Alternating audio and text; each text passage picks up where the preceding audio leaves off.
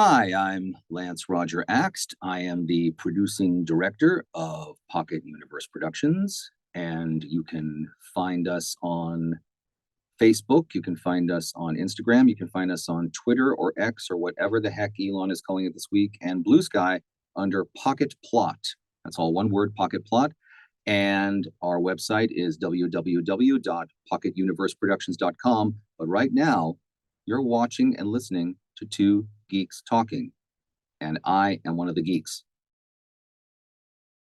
Good morning, afternoon, evening, everyone. Two Geeks Talking is an entertainment industry interview show where we interview the creative people from the comic, film, TV, movie, and video game industries. And of course, I'm your host, Kurt Sasso. We are joined today by a very talented individual. He is the producing director of Pocket Universe Productions. He is, of course, Yes. a very talented individual in his own right. And I this am? is going to be I think you are, but Wow. Okay.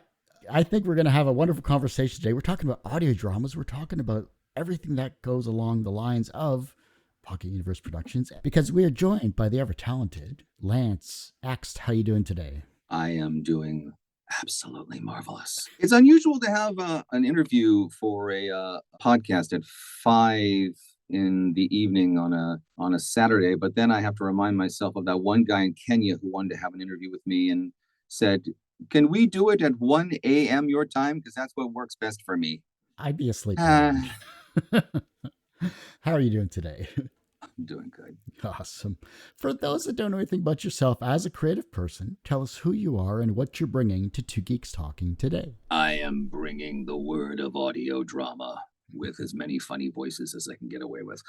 I am, as you mentioned, the producing director of Pocket Universe Productions. Mine is an audio drama production company that was originally called Audio Comics back in 2010. I co-founded the company with my friend Bill Dufries, who tragically passed away in 2020. Bill was the voice of Bob the Builder. He was also the voice of Spider-Man for the BBC, as well as one of the actors in the BBC's adaptation of American Werewolf in London.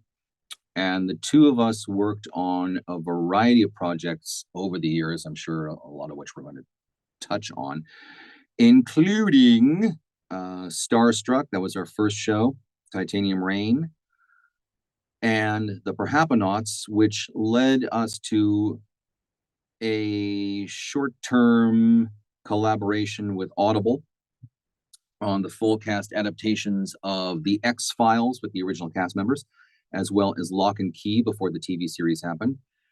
And most recently, before the pandemic, we worked on the first season of EC Comics Presents The Vault of Horror, which is the sister title to Tales from the Crypt.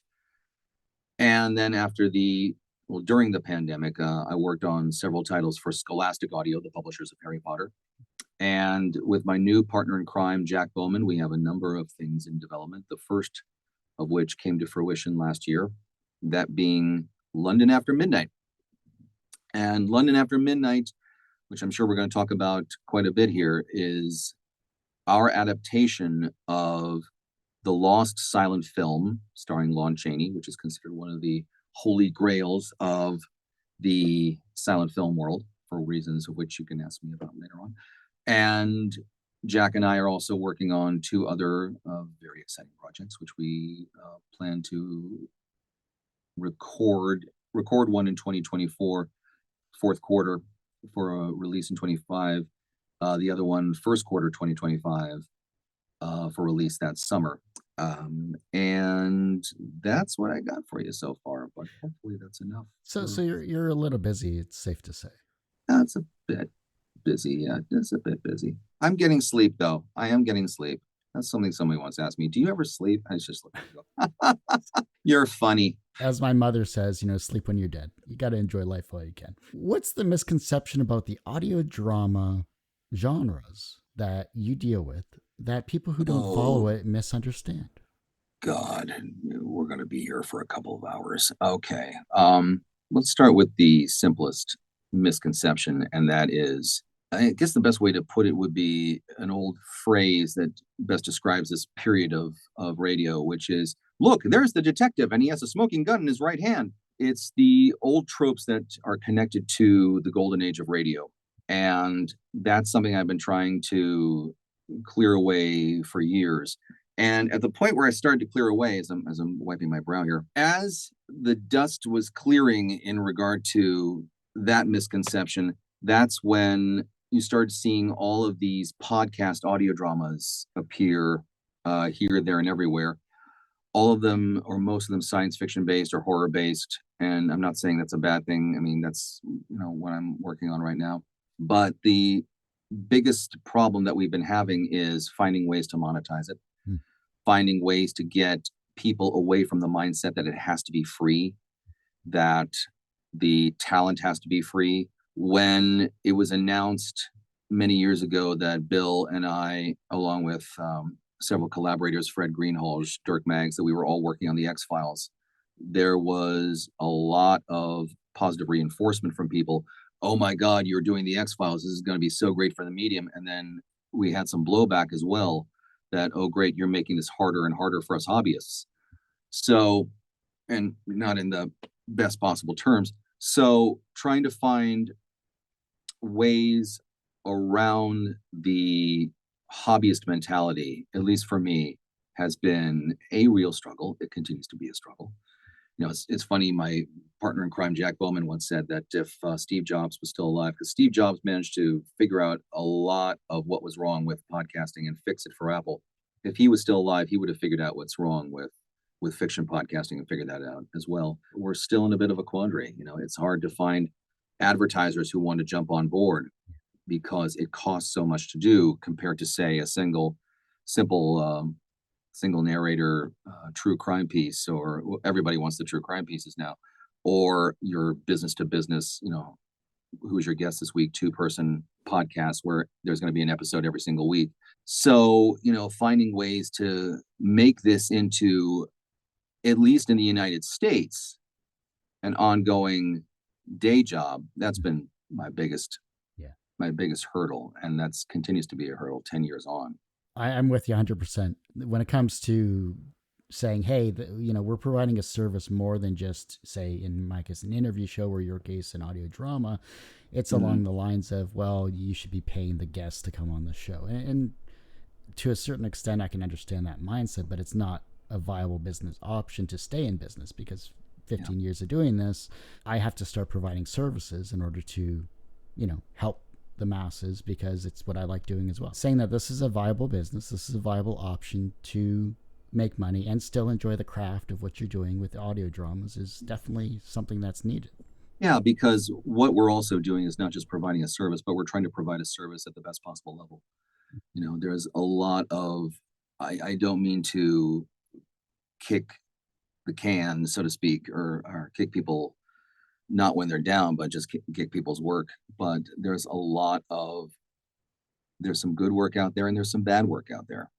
And unfortunately, a lot of people hear the bad work and think that this is what audio drama is, when it really has to be. I am saying that it needs to be up to this level, and it has to be up to this level, not it should be this level. You have to set a very high bar, and a lot of people are just somewhat worried about doing that for some reason, that if they do so, they're going to be kicked out of whatever clique that they found themselves in with other hobbyists. That just seems to be what I've seen. I could be completely off base. I don't think I am, but that's what I've seen for the most part. These are the problems I've been trying to Struggle through. Yeah.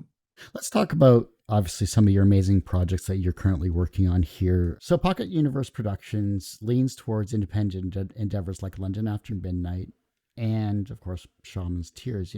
How do these different approaches shape your creative process? That's a good question. Well, it really, I think, depends on the material that I'm going to be jumping into. Let's talk about London After Midnight for a second. What is London After Midnight? London After Midnight is the holy grail of silent films.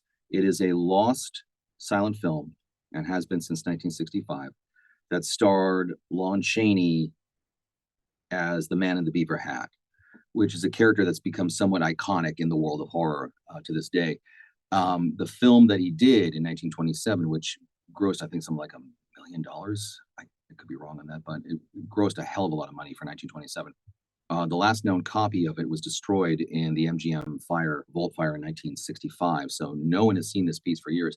But as of last year, the work went into the public domain and the script was still available. So it was hard to find, but there's copies floating around in the ether, also known as the internet. And Jack and I found it, and Jack suggested, why don't we turn London After Midnight into an audio drama? Now, this is where we're talking about creative process. Here's a real challenge, taking a silent film or something written as a silent film and turning it into an audio drama where the original material had no sound, and here you've got sound as the principal mechanism for getting your information. That is one way of saying what you're talking about. What the creative process is, it's not something that you really talk about. I feel it's something that you do. It's instinctual. Being able to say, how does this affect your creative process? Truth be told, I don't know. But a long time ago, I decided not to really dwell on it as much as just go with the flow. Here we had a situation with the script available, but no surviving footage, a little bit of surviving footage, just stills, but no actual surviving footage of the film. How do you go about creating this? Well, you go about creating it through mood. You go about creating an audio drama by taking what you get out of the original script that corresponds with what you think the original film was about, and being able to take that mood and being able to take it and put it into an audio format, if that makes any sense. It's like you're creating a film script, and you're taking a film script, you're putting it into a format as if you were trying to create, something that is understanding the tone of what that film tries to become. But making sure that you're staying true to the original material at all times, which I think we accomplished. Yeah. We put together the production in about 3 months. My collaborator, Kendon Hall. This was also a great thing to have a collaborator on board for writing it. And that's someone that Jack introduced me to a long time ago. Kenton lives in London. He's a musician, actor, filmmaker. It was so nice to have someone to bounce ideas off of, because I've been known to have writer's block going on sometimes for months. I've had writer's block on a graphic novel I've been writing for close to a year now. Being able to have someone to work with and say, okay, I'm stuck here. And then you pass it over to him and he says, oh, I know what to do. And then he'll go on for a couple pages, 10 pages or so, and then send it back to me. Oh, great. Now this hurdle is cleared and I've got a clear path to move forward. I know what needs to go here and what needs to go here. And it just becomes instinctual after a while. You don't try to question the creative process. You just go with it. But having another writer to work with was extremely helpful. Shaman's Tears is going to be something completely different, in the fact that Shaman's Tears is based on a comic book series by Mike Grell, who's the man responsible for the Warlord for DC Comics. John Sable freelance. He wrote and drew the Tarzan comic strip for a couple of years. He was one of the few, I think, Americans allowed to work on a James Bond comic book.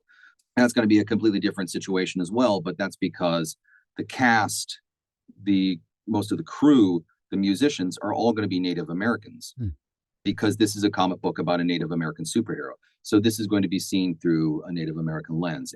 Everybody involved, for the sake of authenticity and the sake of respect, is going to be a Native American actor, or musician, or Native American artist in the studio.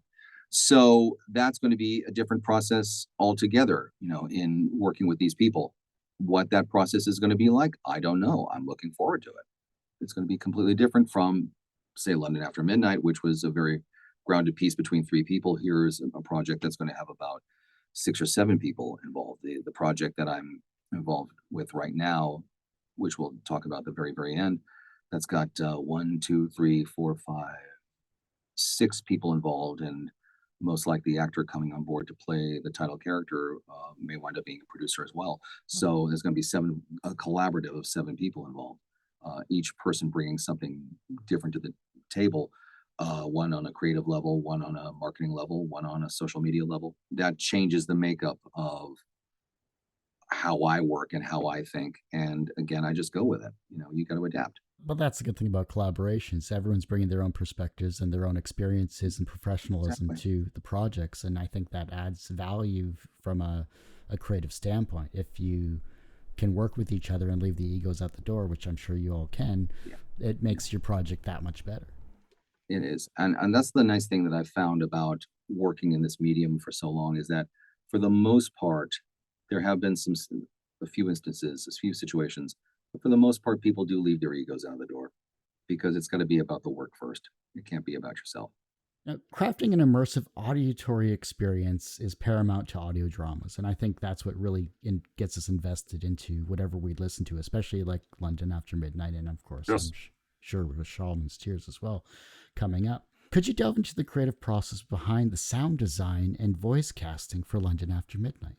Voice casting for London After Midnight, that was all entirely Jack. In this case, Jack is the director. I totally respected him and his choices because I knew what he wanted. The initial role of Edward Burke was not the most difficult role to cast. In fact, I don't think there was really any difficult roles to cast. And that's because Jack had worked with so many great British actors over the course of the last 10 years that he immediately knew, okay, this person for this part, this person for this part, this person for this part. Mm. When we got Art Malik, that's because he had likewise worked with Art on a production of Murder on the Orient Express Mm. for Audible UK. And apparently, the story went that representatives from the estate of Agatha Christie were going to come down to Audible Studios to see Art work. Art was one of the villains in True Lies, and he was the villain in The Living Daylights, villain in True Lies. He's appeared in the live action films of John Carter as well as The Little Mermaid. But he's a hell of a voiceover actor, and he was able to get all of his lines done in under 3 hours, I think, Wow. 3.5 hours. Everything done in 3.5 hours. So by the time the folks from the Christie estate showed up, he was already done. He's out there. So, I mean, just consummate professionals that I've seen and heard in the United Kingdom, more so, I feel, than the United States. That's because audio drama is still very much a staple in everyone's diets through BBC Radio, the Archers, 50 years. So the only difficulty was the role of Sir James Hamlin. And that's because one actor was scheduled to do it and then kept putting it off. Is there any way you can find someone to replace me? Okay, now you definitely need to find someone to replace me because he wasn't able to make it literally the day before.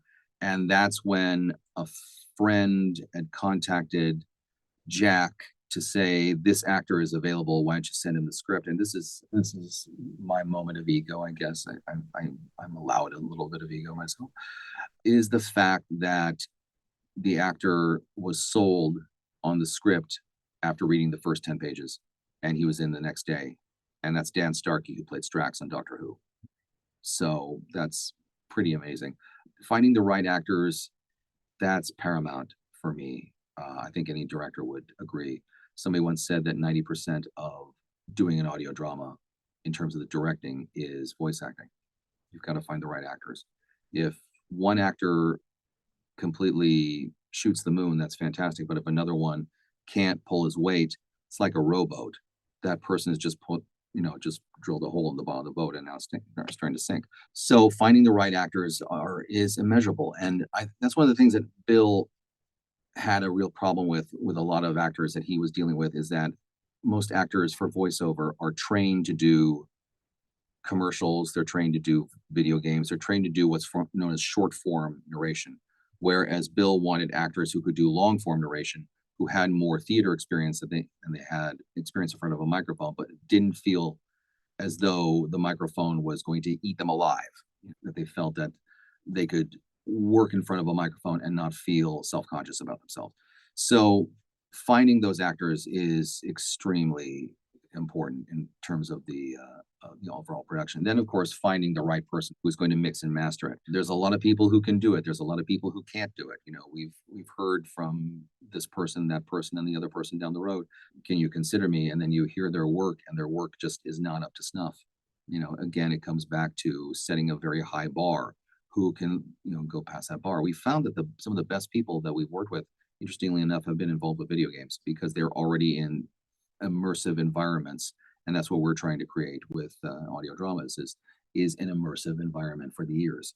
You're getting at least one half of the equation, the ears over the ears and the eyes. But if they know how to do the ears, it makes it a lot easier. I think that's why so many people have gravitated towards our productions, is the fact that we do have quality work. We had a very high praise from Publishers Weekly a long time ago. These guys are setting the bar in terms of full cast audio dramatizations. And there's a variety of reasons for that. It's because we have the right people on board to do the mixing and mastering. We have the right actors on board. We also, not so much anymore, Bill really had this down to a science. And I'm still working on this myself. Of course, I couldn't do this with Scholastic's projects because of the pandemic. Couldn't have everybody in the studio. But one of the things that Bill used to do, which his mentor, Dirk Maggs, used to do, and I think still does, is bring everybody together. It's called the gang method, as a former director for animation once called it. Bring everybody together in the same room and work at the same time in the same physical space, which is important because if you've got this person recording over here, this person recording over here, a trained ear is going to hear this crap. If you got one person in a studio here and one person recording in his kitchen, and that's happened. I know I've had to do editing on works where the voice talent lied and said, "Oh yeah, I have access to a studio," and the studio was the back room of their house with blankets over it, or a kitchen with absolutely no soundproofing protection like what I've got in here. You're going to hear it. You're going to hear this person recorded here and this person recorded here, and it takes everything out of it. So having people in the same physical space, or at least in the same size studios, if they've got a home studio where there's enough manipulation so it sounds like they're in the same space, it helps immeasurably. But that's one thing that Bill used to do in terms of our productions. I saw this firsthand when we were working on EC Comics Presents The Vault of Horror, because he had built a studio out of his garage. He had built it in the style of BBC studios, which is a big open space with one or two microphones, and everybody crowds around the microphones. It's usually a binaural mic, so it can get everybody in a 360-degree space, and everybody plays off of each other. And you hear about this a lot in Hollywood with certain films that are put out by, say, DC Entertainment. I remember distinctly an actor who was working, I think, on Batman Year One. Maybe it was Batman Year One. It was definitely a Batman project, and Bryan Cranston was playing Commissioner Gordon. And the actor was bemoaning the fact that he couldn't be in the same room with Bryan Cranston, do his lines with him. But that's because the agent had scheduled this time and he had to do it this time, and Bryan Cranston had to do it this time. We try to avoid that as much as humanly possible. If it's a situation where everybody can be in the same physical space, then that's the way we're going to do it. It just makes for a more fun experience. And that's one reason why I'm very loath to work with an actor in Kansas or an actor in Seattle, an actor in Boston, whereas everybody in the same space is just going to make for a better experience, and the better experience is going to translate into what you hear. That was definitely the case in London After Midnight. That's definitely going to be the case as much as we can do it with Shaman's Tears, because I can't say the names of the actors who are involved yet. I can say that some of them are Hollywood celebs on television series. If we can get everybody in the same space at the same time, that's fantastic. I think it's going to be a real challenge. But at the very least, if we can get everybody in the same booth, in the same studio, that's going to be at least one half of the equation taken care of. That's awesome. I'm rambling. No. This is great. Rambling. Kind of reminds me of when you see the behind the scenes, when you saw like Robin Williams in Aladdin playing with the lead of that series. And, you see trained actors or talented actors and just joy that they get from playing off of each other. And you see that excitement. I think you can hear that as well. And I think that's what really draws us that aren't in the industry into these incredible productions like your own. Yeah. The person I was talking about earlier who does the gang method, he's not directing these days for animation, but his name was Mark Evanier. And Mark Evanier was the director of the Garfield show. And he insisted on having everybody in the same studio at the same time because he had the best rates in Hollywood. So he was able to get Stan Freberg, and he was able to get June Foray, and he was able to get Frank Welker, and all these great people to come in the same studio and have fun with each other. And he said, "There's a great actor I know, lives in the Midwest. Wonderful actor. I'll never hire him." London After Midnight delves into themes beyond the typical detective narrative. Could you elaborate on the underlying motifs explored within the series? Yeah, gothic ghost stories. Nice. Let me tell you something that the Brits know how to do better than anybody. It's a good ghost story. You hear the word ghost story, that gets people agitated, but in a good way. I remember going to see, when I lived in Monterey, there was a professional theater company in town, Union Equity House, and they were doing The Woman in Black. There is a stage version of The Woman in Black for 3 actors. And it scared the hell out of everybody. I won't tell you what happens in the last 2 minutes, but that last 2 minutes just, oh my God. But the thing about it is a ghost story. And it's a ghost story where after the show is over, it does what a good ghost story is supposed to do, which is you're looking over your shoulder. You're carrying that experience with you as much as possible. And that's what we did ultimately with London After Midnight, because London After Midnight is the story of, well, it starts with a man who commits suicide in the Balfour House in the vestiges outside of London, English countryside, 5 years earlier. And then some very strange people wind up renting the house. One of them signs the deed as Roger Hamilton, which was the birth name of Roger Balfour before Roger Balfour eventually committed suicide. So that's where the character of the man in the beaver hat comes from. So are we dealing with the undead? Are we dealing with vampires? But there's a twist at the end as well that I came up with that everybody liked. Just because the original film, I continually say to myself, I think if people found the original film, they're going to be a little disappointed, because there's been so much hype surrounding trying to find a copy of London After Midnight that if they find it, oh, that's how it ends, you know? So it's very melodramatic, and I wanted to avoid the 1920s tropes of melodrama. This isn't a Mary Pickford piece.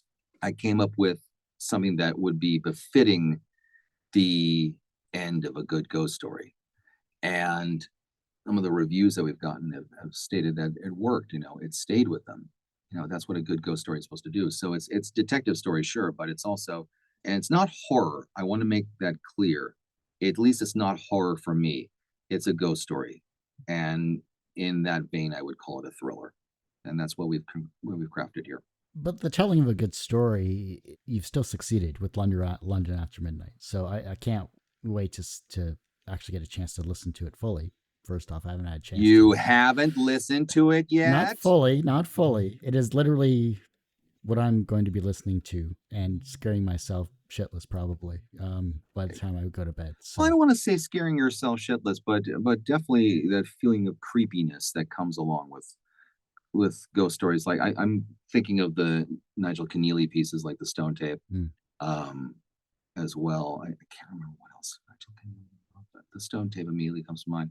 But also there was a television adaptation of Woman in Black, and it's funny how in Britain these stories really resonate with people to the point where those particular pieces, Stone Tape and Woman After Black, were presented as Christmas Day releases. I mean, Christmas Day, you're watching a ghost story, but yeah, it's very true. I distinctly remember just thinking about this. There was if you can find it on YouTube, I know there are episodes available. It's called Shadows, and it was actually a series of ghost stories written in the 70s for kids. I mean, the BBC and ITV were really pushing the boundaries of children's entertainment in the 1970s, but there was a show called Shadows. And what I really appreciated about Shadows is these were ghost stories meant for kids, but there is no theme music. There is no ending theme music. You have the story ends. You might just hear the wind whistling outside, and then in come the credits. No music. And I appreciated that to an extent, because the music would have taken me completely out of it. Whereas no music, you just are left with the creepiness and the eeriness of the experience, and you take that with you. And that's what we've tried to do with London After Midnight. Nice. Take that experience with you. It also keeps yourself in your mind. You're also thinking about the episode continuously and the ending, or maybe a scene or something earlier on that got your mind to stir. Right. Can you walk us through the collaboration between Pocket Universe Productions and Audio Marvels for Shaman's Tears? How did the fusion of your respective strengths enhance the upcoming project, or will enhance the upcoming project? Well, it comes from the fact that we both are fans of the material. That was a very big part of it. I introduced Jack to this material when I thought about doing this.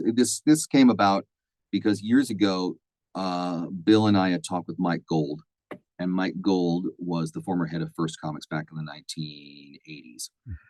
And Mike really wanted to get some of the people that he had known back in the 1980s indie comics boom to have audio dramas made of their work as a way to push their material back into the ether, so to speak, or back into public view. And that included we talked to John Ostrander about Grim Jack. We talked to who else we talked to? We talked to Tim Truman about Scout. And the name Mike Grell had come up a couple of times. And initially we talked about the idea of doing John Sable, but finding out later that John Sable is not available because Mike doesn't have an agent who's pushing it for television right now. But the other title that came up was called Shaman's Tears. And Shaman's Tears also reminded me of a wonderful experience I had back in 2006 at what was called the National Audio Theater Festivals in West Plains, Missouri, or as I call it, the middle of nowhere. It's 4 hours away from Memphis. It's 4 hours away from anywhere. I think its biggest thing going for it is that it was the home of Porter Wagner, but it was also the home of the Comics Price Guide, strangely enough. Gemstone Publishing, Russ Cochran lived there. So it was the home of the Bible for the comics industry in the middle of nowhere, quite honestly, and the hottest place on the face of the freaking earth. In 2006, we had an influx of Native American writers and actors and musicians coming to do audio plays with us. And it was one of the most fun experiences I've had at any conference, any festival. It was up there for me with San Diego Comic-Con, to be perfectly honest, and just in terms of my endorphin levels. And I wanted to find something fun to do with one of the company's native voices at the Autry, which is one of the premier theater companies devoted to Native American work in Burbank, California. And I've known Randy Reinholz for a number of years. I'm an acquaintance of his wife as well, Jean Bruce Scott, who was on a TV show called Airwolf back in the day, as well as the original Magnum PI.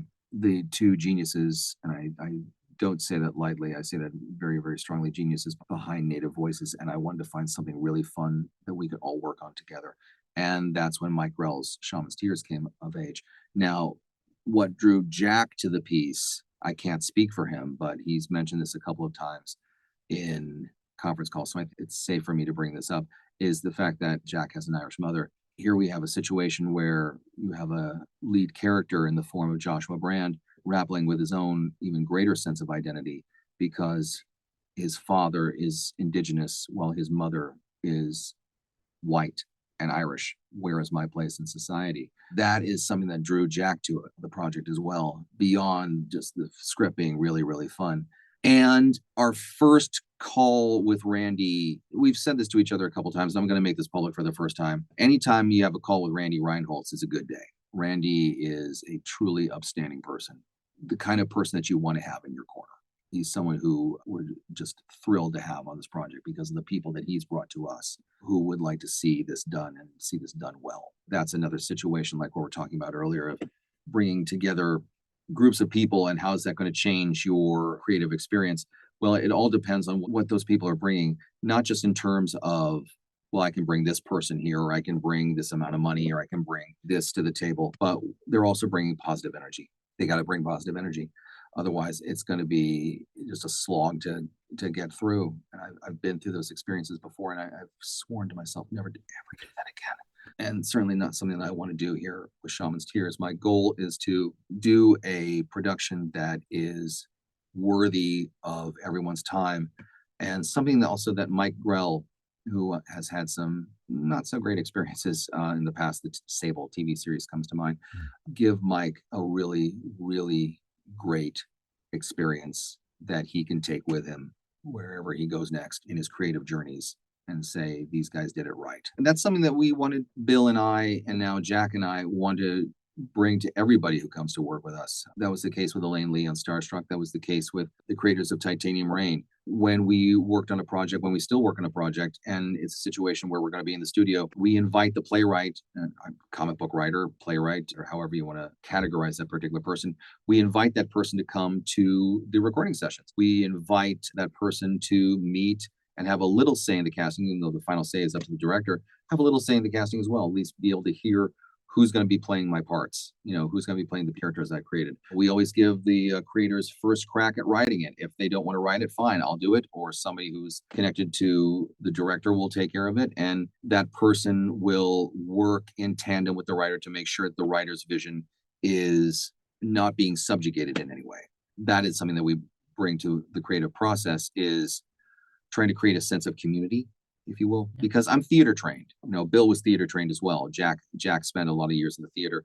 In the UK, we all come from a place where collaboration is the key element to any project being successful, and that's keeping the ego out the door, but bringing something that is going to be beneficial to the production and positive energy, or this person is really hot to do this. Oh, by the way, take a listen to his material. Oh my God, that's fantastic. Let's bring him in. Trying to be empathetic, because that's the key to being an artist, I feel. Being a successful artist, I'm not talking about success in terms of money. I'm talking success in terms of, corny as it's going to sound, what's in here. And that's the fact that we're empathetic people.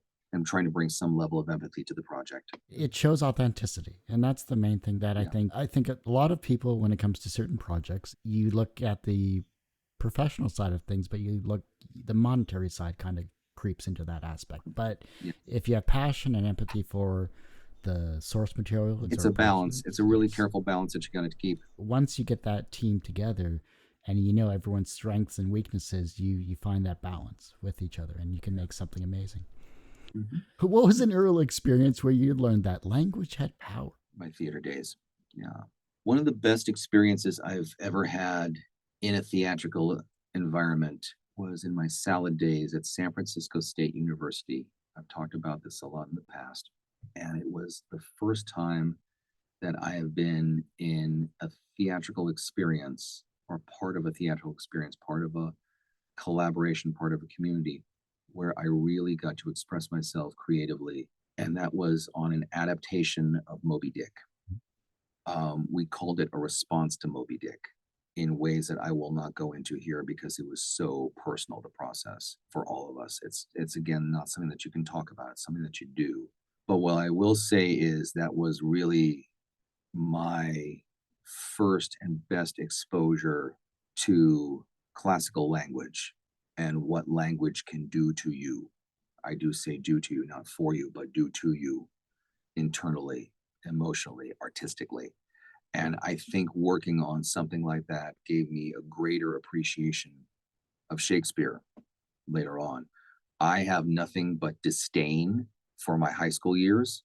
I have nothing but disdain for my high school history teachers. I have nothing but disdain for my high school math teachers. And most importantly, I have nothing but disdain for my high school English teachers. I have mostly disdain for high school for a variety of reasons.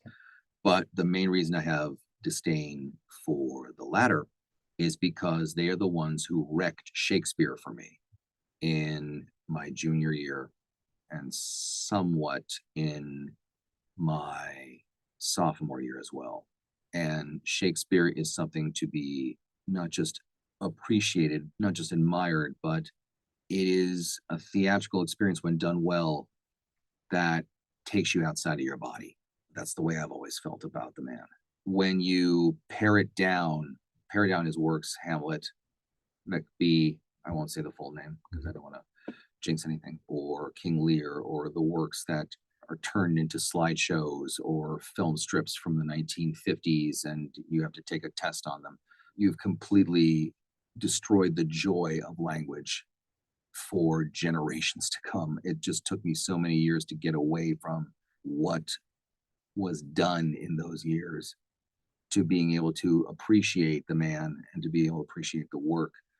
And that's why my favorite place to go in the world is still the Oregon Shakespeare Festival. It's not Paris, it's not Australia. Although I haven't been to Paris and Australia, I'd like to go someday. But it's the Oregon Shakespeare Festival because that's where language lives. That's my feeling about it. We have I'm Canadian, so we have Stratford, Ontario, and those many amazing plays. And how close are you to Stratford? 3-4 hours maybe. I'm in Okay, I'm in Windsor, Ontario, so I'm like south.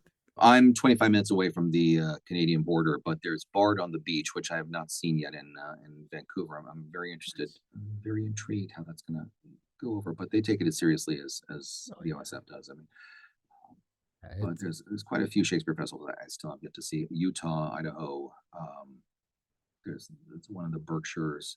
I mean, there's more Shakespeare festivals in Oregon and New York. Really great Shakespeare festival, a really great Shakespeare play. Mhm. That's something that gets me excited. All right. I mean, I have great respect. I wish I had seen this production years ago. There was a production done at the OSF of Titus Andronicus, which is almost impossible to stage, but it's the bloodiest play in Shakespeare's entire canon. I think second only to Macbeth, or the Scottish play, if you want to call it, be more technical. And they set it in the Vietnam War. How perfect! Mm-hmm. How freaking perfect is that? That would have been something to see. Jeez. I got to get to more plays. I know. Me too. I'm going to ask my introspective questions here. And then, do you have any upcoming projects that you're excited about starting or working on that we can know about? Okay. The official announcement was made on Wednesday, and it's making its way throughout the circles connected to this particular writer. But in fourth quarter of this year, I will be producing and acting in an adaptation of. I can't believe I'm saying this. I honestly can't believe I'm saying this because this is a process that's gone back, or a project that's gone back. Project process, a little bit of column B, going back to 2019 when the idea was first broached. John Carter, Warlord of Mars, by Edgar Rice Burroughs. And our goal is, and you'll find out more about the creative team as the months go by, because we're going to be also making a major announcement at San Diego Comic-Con at Edgar Rice Burroughs panel. Our goal is to make the definitive John Carter audio drama that other people down the road, if they want to make a John Carter audio drama as well, they're going to have to beat us. They're going to have to beat what we did, because we've got the right people on board. This is a project where there's 6 or 7 people involved. We have an art director on board. We have our social media manager. We have our showrunner who's worked on projects for this guy named George Lucas. We have a great director on board. This is going to be an incredible experience. And fascinatingly enough, I have gotten, when I released this information on LinkedIn as well as Facebook, I don't think I have gotten this many responses saying, can I be in it? Will you record this at my studio? Just because of the weight that comes with the name John Carter and the name Edgar Rice Burroughs. So I'm very excited that we're going to be progressing on this later this year. And if you want to know more about that, you would go to johncarterrises.com. Again, johncarterrises.com. Sign up for updates. We'll be releasing information on a weekly or bi-weekly basis, probably closer to weekly. We have a lot of exciting news to share, little bits here, little bits there, leading up to San Diego and the big reveal of who will play John Carter in our production. So awesome. That's amazing. I love that. Sign up. We're going to Mars. Mars or bust. Mars or bust. Yeah. Or I should say Barsoom is probably the correct terminology here. So Barsoom or bust. That sounds better, actually. There you go. There we go. That is that going to be on a T-shirt? Are we going to see that Barsoom or bust? Love to see that on a T-shirt. We're talking about T-shirts as well. So there you go. All right, last 3. The estate. Let's see what happens. I gotta say this as well. The estate has been absolutely fantastic to work with. We really lucked out. I've been involved in projects on occasion where the estate has been nothing short of roadblock after roadblock after roadblock. But no, these guys have been wonderful.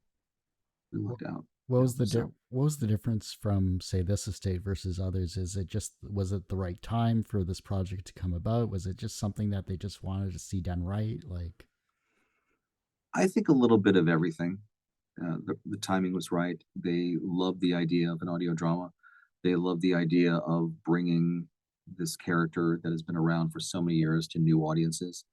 The caliber of this team uh, certainly was a big help in itself. Yeah, yeah, I'm really excited. I think people are going to be very impressed with this. San Diego can't come soon enough then. Everyone has one person that inspired them on their path to where they are today. Who was Yeah. that for you? Oh boy, that's a good question. Well, the name that immediately comes to mind is Bill Peters. Bill Peters was the director of Moby Dick, and he also did adaptations of The Tempest when he was at San Francisco State University, adaptations of The Possessed by Dostoevsky, Memory of Fire by Galliano.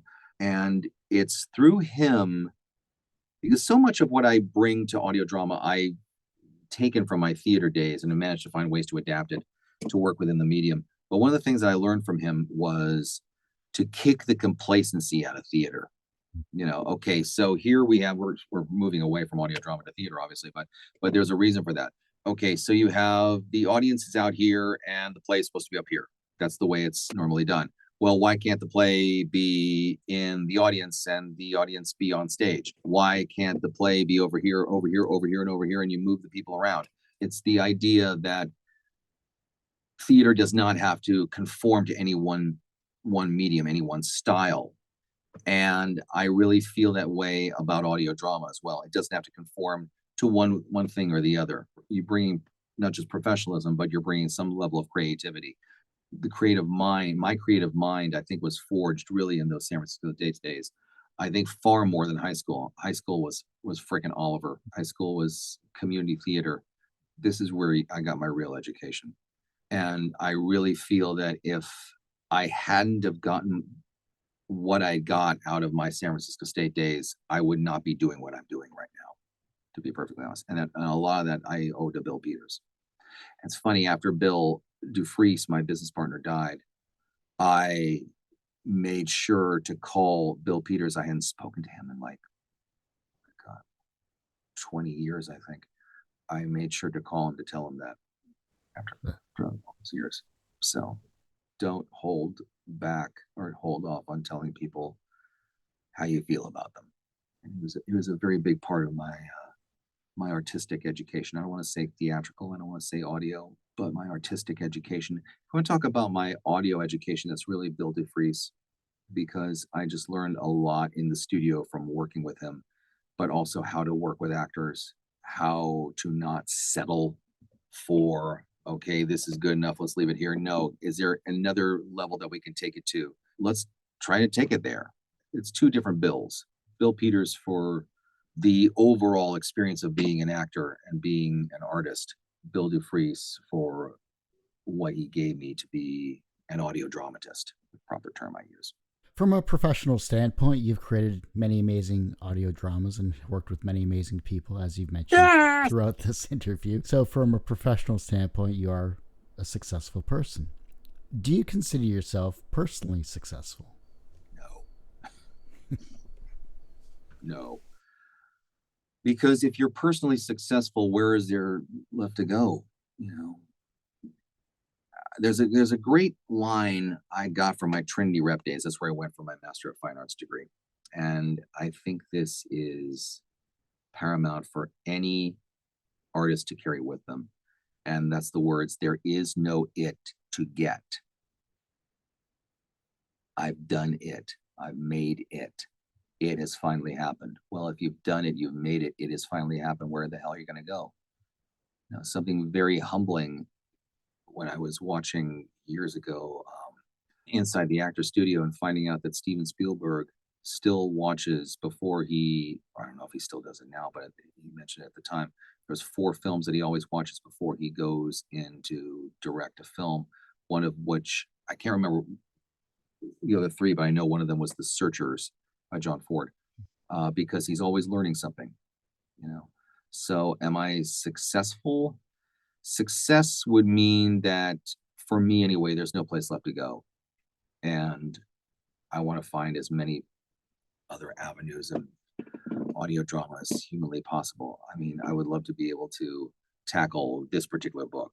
I want to tackle this particular play. I want to tackle this particular true story. I want to tackle this, that, and the other thing, and not restrict myself to just one genre, as quite a few of my contemporaries have done. And that's perfectly fine for them. If that's what, floats your boat, then by all means. Success? No, not at all. I mean, success on a monetary side, success in the way of being able to say, this is my day job, that would be, I guess, a successful thing. But being successful in terms of the material and what I've done so far, I don't see myself as successful at all. I see myself as a journeyman. The reverse of success is failure. How do you deal with your failures? I don't have any. La, la, la, la, la, la, la, la, la. You pick yourself up, you dust yourself off, start all over again. It's that simple. I don't see anything that I've done so far as a failure in any way, shape, or form. I see everything as, again, going back to the idea of a learning experience. I don't have any hangups with what I'm doing at all. La, la, la, la, la. The younger generation is looking at your work and they're becoming inspired to be creative in their own way, whether it's as an audio dramatist, whether it's as a writer, a creative person in some way, shape, or form. Maybe you've inspired them down this path. How can they inspire the generation that follows them? Do good work and be generous. Be generous with your time, be generous with your talent. And don't talk down to your audience. Just do really good work. Don't settle either. Don't settle for this is good enough. No, if you know it can be better, trust your instincts and make it even better, because that's what's going to rise above the chaff, is a work of quality where you're putting your 100% of yourself into it. And if that's not doable, then 110% or 120% if humanly possible. If your life was an audio drama, what would its what would its title be, and what would its soundtrack be? It's a really interesting question. Just for a complete nonsensical title to fuck with people's heads, Mr. Axt, your pizza is ready. And if I could afford him, I would get Paul Weller to do the soundtrack, because Paul Weller's the man. There you go. He is the mod father. We have to accept that reality. He is the mod father. He'll never reunite the Jam, but he's still the mod father. Yeah. I do hate to say this, Lance, though, but that ends this particular episode of Two Geeks Talking. I want to thank you so much for coming on the show. I was told there'd be coffee and donuts as well. Well, No. I'm sure there's a No. Timmy's nearby your area, right? You just drive up to Vancouver or just down the road. Didn't say it was good coffee. We have rocket donuts. Okay, fancy. So johncarterrises.com. We have shamanstearsaudio.com. If you go to bandcamp.com, you can find London After Midnight. Downloads are available of London After Midnight, as well as, try this on for size, we also have a limited edition vinyl set of London After Midnight. You can purchase vinyl records. Remember those? Yeah. We are making the piece available as a vinyl album. You can get the full vinyl, as well as some of the soundtrack. But there's only 300 of those. When they're gone for good. You can go to londonaftermidnight.com, londonaftermidnight.co.uk. There we go. It'll direct you to the Bandcamp site where you can purchase a digital download. We have them available in binaural as well as Dolby Atmos. If you have Dolby Atmos headphones, you need to hear this thing. It's going to be absolutely spellbinding. London After Midnight available as vinyl record albums. And we also put together a book. And the book contains the production script. It contains production diaries and a novella by my co-writer, Kenton Hall, which is quite amazing that he was able to do it in such a short period of time. You can purchase the book there as well. We will be jumping into John Carter fourth quarter of this year, first quarter hopefully on Shaman's Tears. Sign up for updates. That's the best way to find out what's going on. I love it. That's awesome to hear, and love it. Yep. I can't wait to hear more about that when the time comes for John Carter. I'm really excited about that for sure. Me too. Like I said, that ends this particular episode of Two Geeks Talking. You can, of course, find this interview and 1,200 plus others since 2008. 1,200? Yeah. I've been at it a long while, unfortunately. Sometimes it feels like. TwoGeeksTalking.com. That's TWO, not the number 2. That gives you to a completely different website you don't want to visit. Trust me, I know. Our YouTube channel is always updated. YouTube.com/TGT Media. The podcast is back at TwoGeeksTalking.podbean.com, or just search Two Geeks Talking wherever you get your podcasts. And as I say every week, everyone has a story to tell. It's up to me to help bring that out. Thanks for listening and watching on Two Geeks Talking.